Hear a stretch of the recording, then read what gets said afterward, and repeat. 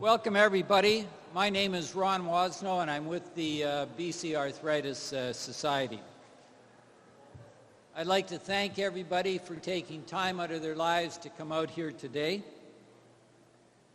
We have a very important discussion on the value of medicines. I would firstly like to thank all of the speakers and also Celine Petrie, who is going to be our moderator for the day. I'd also like to thank the many individuals who could not be here today, but took the time to write and to call me to explain how important this summit is and how very much they're looking forward to seeing the output of this summit. I would like to recognize one very special guest here today. So I'm going to ask John Noorani if you'd please stand up, be recognized.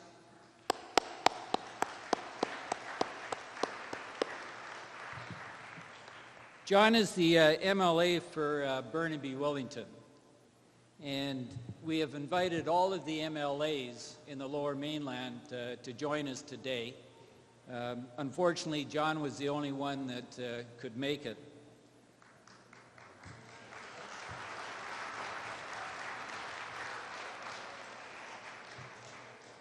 I'd just like to spend a minute why I think John is the perfect person to have as an MLA in this province. First of all, John did not need the job.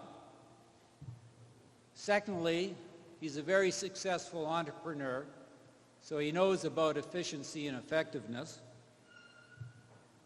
Thirdly, prior to becoming an elected official, John took a very active role in his community, was president of Rotary, and it would take most of my time to go on and explain the other things that John has done. And fourthly, John knows how to raise money, which, being with a nonprofit, is always important.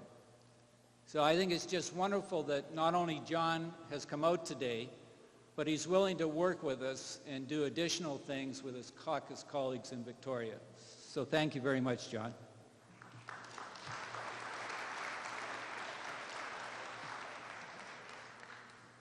I would also like to acknowledge the planning support and the financial contributions that all of the organizations who are involved have made.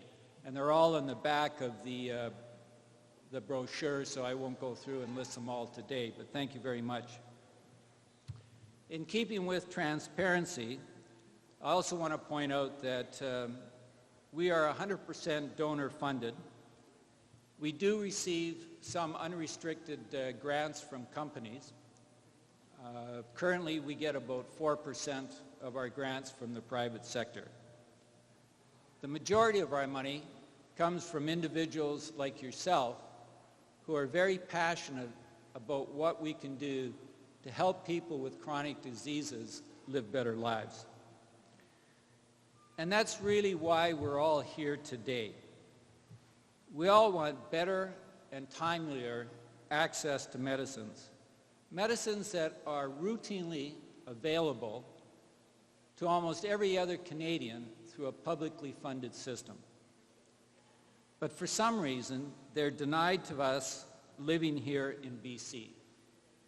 Collectively, I think it's time for our PharmaCare program in BC not to be focused on cost containment, but instead to be focused on what they can do to enhance health.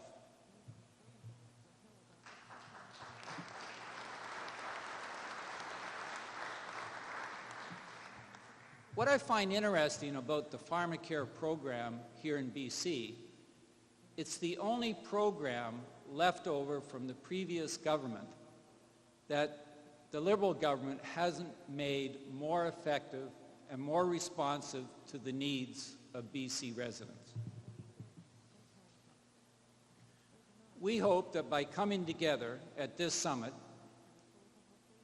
and making the output of this summit available to Premier Campbell and his colleagues through the conversation on health, that change will happen. While other speakers will talk about PharmaCare and the economics of medicine, I want to make my own observations on the program. First of all, they need to change how decisions are made about which medicines are covered. The thing that's most irksome is the secrecy around the process on how decisions are made. And this is hurting us all. For example, why does it take 740 days, more than 3 years, for PharmaCare's advisors to make a recommendation on a drug that is available everywhere else in Canada, is an international standard for care? It just boggles the mind. And why are these delays allowed to continue? For the historians in the group, you will recall that in the run-up to the 2001 election, Mr. Campbell and his colleagues went around the province asking questions about health care. And one of the things that they heard over and over again was people wanted greater access to medicines through the public formulary that were available everywhere else in Canada. Now that sounds sort of like a conversation on health to me. 6 years later, we would like the Premier to create an environment within PharmaCare where greater access is available. Now you got to wonder why this hasn't happened. And it's not that we haven't been trying. My colleagues and many of the other people in the room have met with many of the ministers of health, their deputy ministers, PharmaCare officials. And I emphasize that we've met with ministers of health because there have been 3 ministers of health in the last 6 years, and we've met with all of them.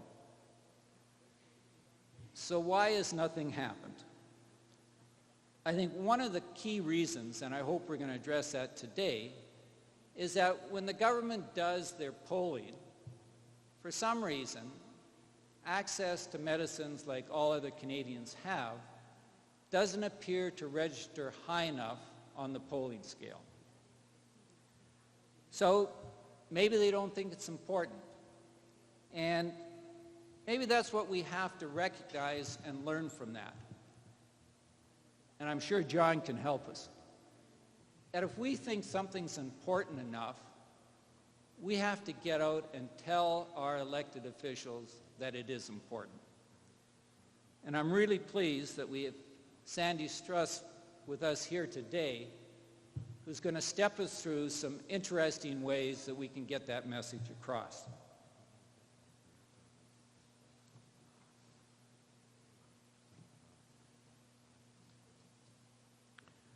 I grew up an environment in Alberta where people used to say, no complaining unless you're willing to put forward positive solutions. And I think that those of us that have been advocating for better access to medicines here in the province have done that. And let me give you one example.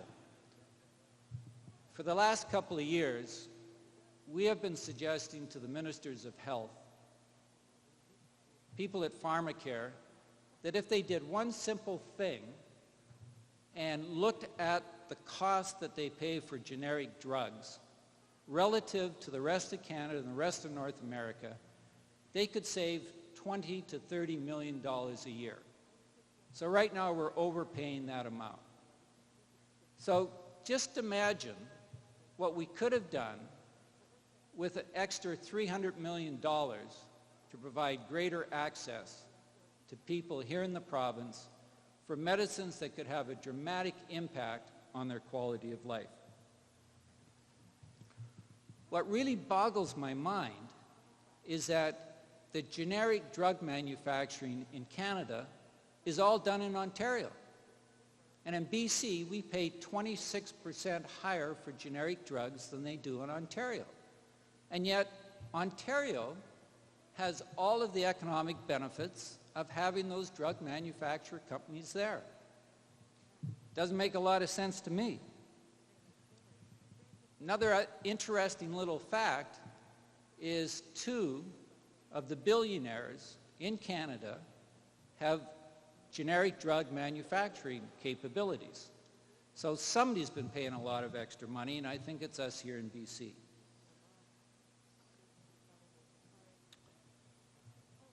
Now, you're probably wondering why there's fruit on the table here. And I'd like to thank Gail Atara of the Canadian Society of Intestinal Research for suggesting that I conclude my presentation with a little bit of an analogy. So on everybody's table, there's a bowl of fruit. Now, every piece of fruit is, generally, it's a healthy thing for you to eat.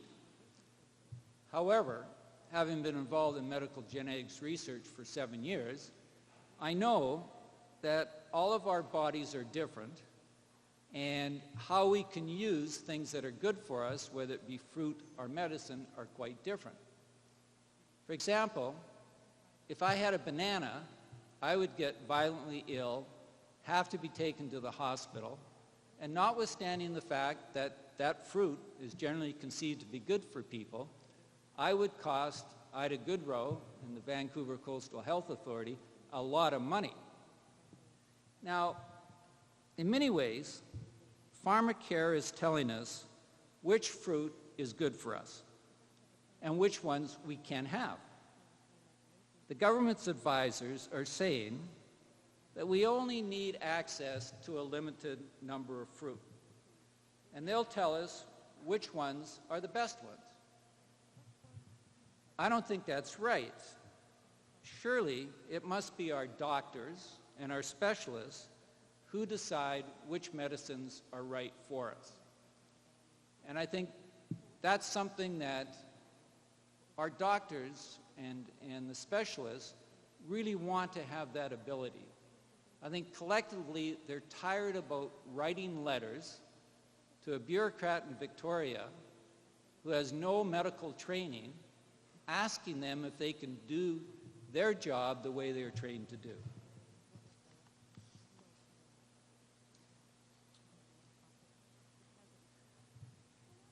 One other observation. My eldest daughter, Kate, is a social activist. She spends a lot of time trying to create an environment in which Tibetans in exile can return to their homeland. And in going to rallies, they call them rallies, not summits, that Kate's been involved in, she also points out that besides the fact that we're dealing with a serious issue, and we are dealing with a serious issue here today, we always should look for opportunities to have fun and make new friends while we're doing that.